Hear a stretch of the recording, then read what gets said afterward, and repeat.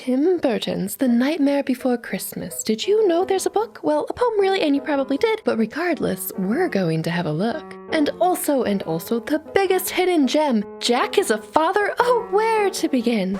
Yeah, did you know that our beloved Booonneee Daddy could really be, well, a Bone Daddy? As in a father to skeleton children's. From the movie, it's pretty clear that Jack Skellington is quite popular with everyone. Oh, Jack, you make wounds ooze and flesh crawl. He even sings about how he can scare the pants off of anyone. Okay, maybe I took that one a bit out of context. Yet even still, he didn't know about kissing until his adventures into Christmastown? Once cat's out of the bag on that one, maybe he and Sally just went nuts. It could make sense that he would have had offspring eventually. There's just that teeny tiny matter of the life-dampening nature of Halloweentown itself that gets in the way of that. But more on that in a bit though.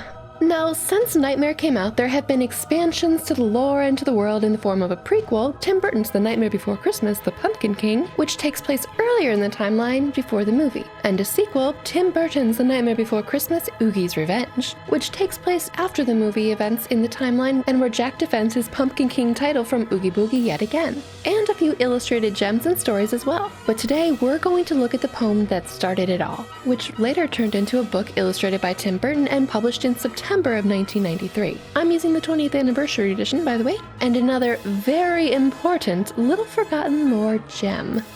The original poem is a sort of twist on The Night Before Christmas poem and was originally intended to be a sort of short for-TV little holiday special, and not the longer movie we have today. It was a short poem written by Tim Burton, which was later turned into a book illustrated by him. Now, we have sort of a chicken and the egg problem with the illustrations. Which ones were Burton's before production of the movie, and which ones were illustrated after the movie was in a near final form for the express purpose of the book and influenced by the movie. Many of Burton's drawings and sensibilities appear in the movie, which was directed by Selick, who also has some awesome style. Because I tend to overanalyze everything, I did write many more pages for this video comparing the book illustrations to what ultimately ends up in the movie, but because I cannot know for sure which drawings came first in each instance, I feel uncomfortable doing that literal comparison without all the facts. I hope you understand, and if you do know which drawings came when, I'm so interested. Please let me know in the comments. Thank you! All that said, we are now going to dive into the poem text and sometimes visuals versus the movie. Brevity of the original vision and nature of poem in mind, I find it interesting to see just what was kept, what was changed, and what was fleshed out more to make a fuller-length animation along the way.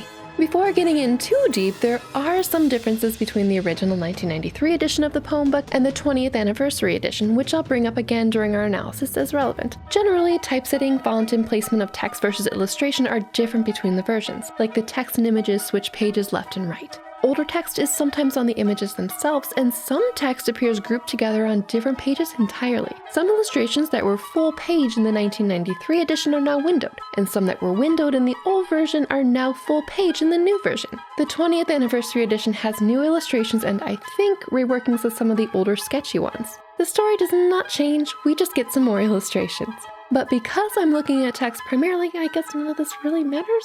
Okay, into it. No Halloween festivities to kick things off here. The book starts out late one fall in Halloweenland, with Jack morose, alone and bemoaning the lack of something new, a silhouette in a full yellow moon on the iconic spiral hill jack-o'-lanterns below. This feels very similar to the movie. The poem mentions and shows Jack's signature bat bow tie, so that's a Burton original, and then Zero, who does have the glowing jack-o'-lantern nose, but who emerges from a slightly different looking tombstone. Jack, feeling empty, wanders into the forest, which looks just like the movie Hills and Trees, accompanied by Zero and a jack-o'-lantern Sunshine, which is also in the movie. He stumbles upon 3 massive doorways carved in wood. Now, the text does not mention what the doorways are, but the accompanying illustration shows them to be a heart, a tree, and a painted egg. This is different than the movie, which opens with 7 doors representing US secular holidays as well as commercially popular Christian holidays. In the movie, they don't seem to be in calendar order in their circle arrangement, so not quite a Wheel of the Year ordeal. That's 8, by the way. The poem only has 3 doors, maybe to keep the scope small? Anyway, we're going to reference these trees again in the later part of the video, so stay sharp.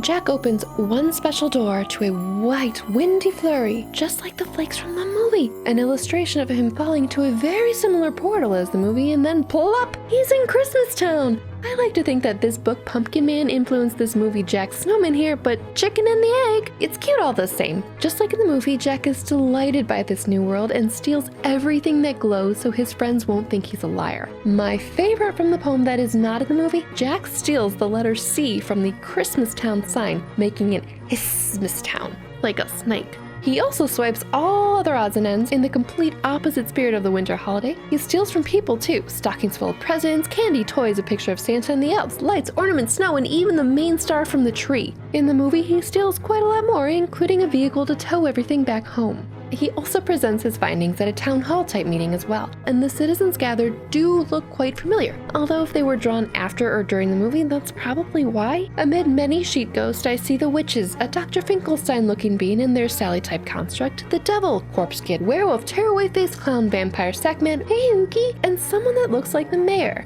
Jack's obsessive experimental phase lasts only 1 page in the book. This is something that was much more elaborate in the animation, and honestly some of my favorite scenes. That snowflake was so cool. Anyway, in the book, the trick-or-treaters kidnap Santa next page. The poem describes them as weird little creatures in strange disguise. They were altogether ugly and rather petite. So not quite the details of Lock, Shock, and Barrel, although the drawing here looks very close to the scene from the movie. In the 20th anniversary edition, we get to see the familiar faces of Lock, Shock, and Barrel in a spot on the page opposite. They don't accidentally bring the Easter Bunny. Anyway, Jack introduces Santa Claus, not Sandy Claus, to the citizens of Halloweenland, and then, like the movie, just sort of states that he is going to be Santa-ing this year. Oh, and Santa can just lay in Jack's coffin and yell, boo.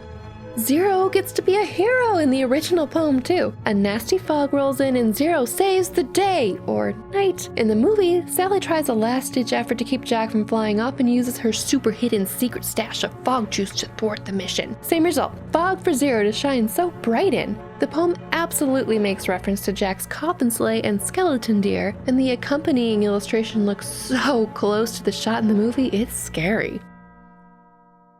The toys that Jack bestows are very close to what ended up in the movie. While we don't have a Making Christmas song and scenes in the poem, we do have a vampire teddy bear with very sharp teeth, a monstrous train with tentacle tracks, and a man-eating plant disguised as a wreath. Note, the wreath illustration was not in the 1993 version of the book that I know of, but it is drawn in the 20th anniversary edition, and still looking hungry. Also, bonus poem toys, a baby doll possessed by a demon, a ghoulish puppet wielding an axe, and a Gumby and Pokey from the grave?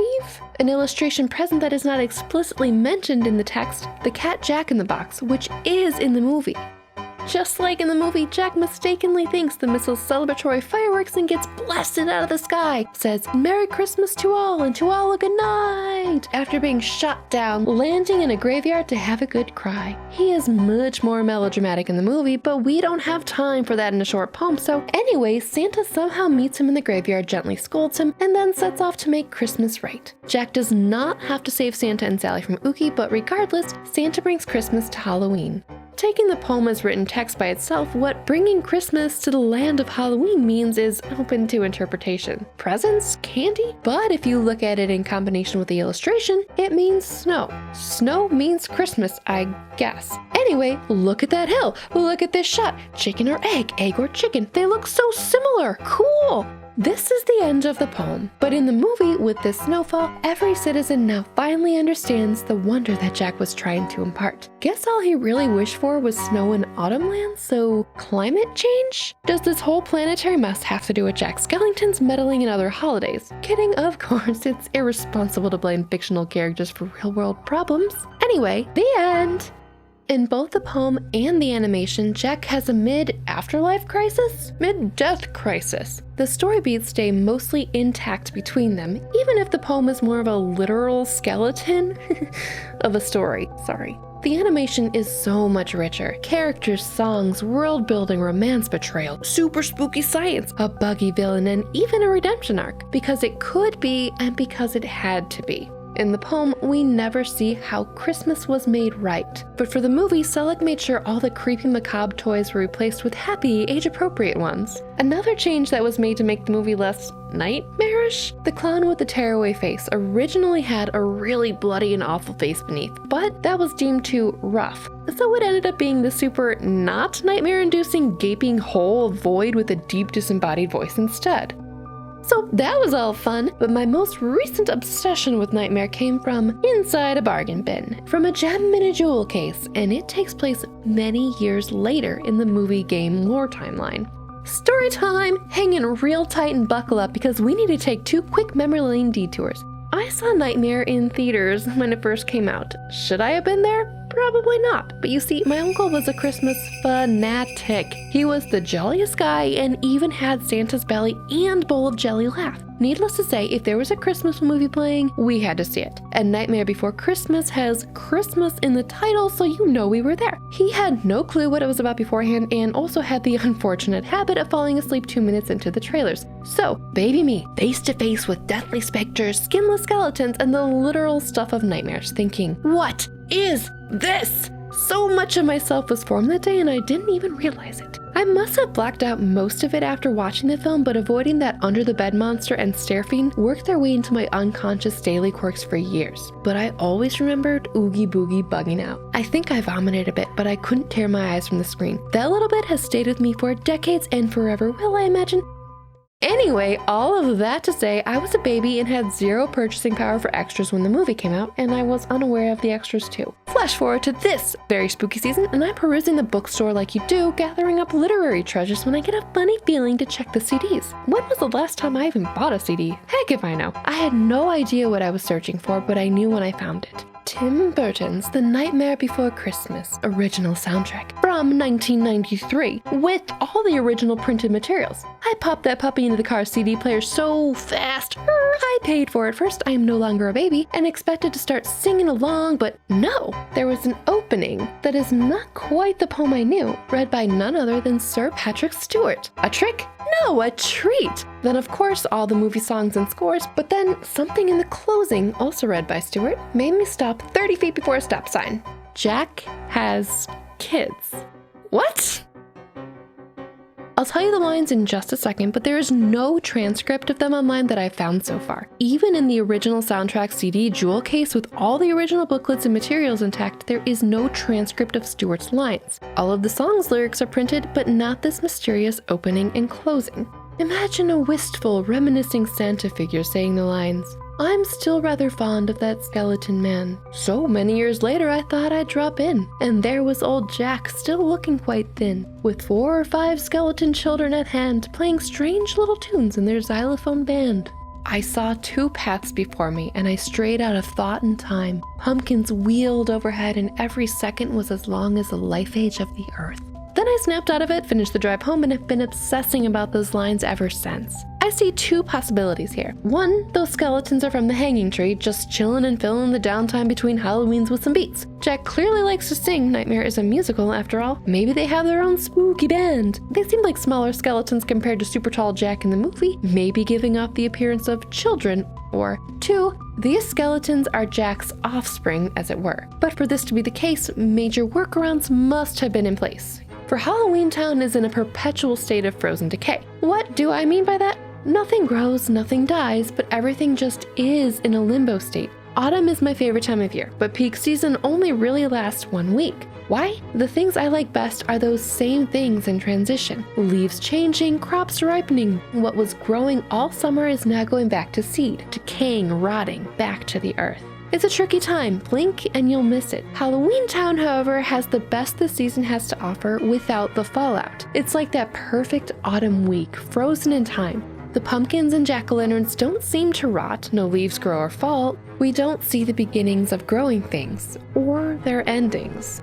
Halloween Town is like a single moment in time, but time absolutely passes, as we can see by the moon phases, which is full on Halloween, then a crescent, then full near Christmas, and by the constant turning of the clocks in both Halloween and Christmas towns. But nothing seems to age. Deadly poison doesn't kill, and that's not for Sally's lack of trying. Deadly nightshade just wears off Dr. Finkelstein. No one dies here. They joke about it, use "I hope he hasn't died" as a colloquialism, but nothing does. Nothing decays either, it seems. Perpetually dead and dried thistles make a few appearances throughout the movie, the ones that give Sally her premonition and then later are used for her own petal divinations. But they're never fresh thistles. I think things are not born. That seems like more of a spring holiday theme anyway. They just are. I think the corpse children are always corpse children and always will be corpse children. Dr. Finkelstein can animate piles of bones and whatever Sally is made of, fabric and stuffing. But I think nothing new is organically made. It seems to me that the only way to create new life and break this non-cycle is through Dr. Finkelstein's machinery.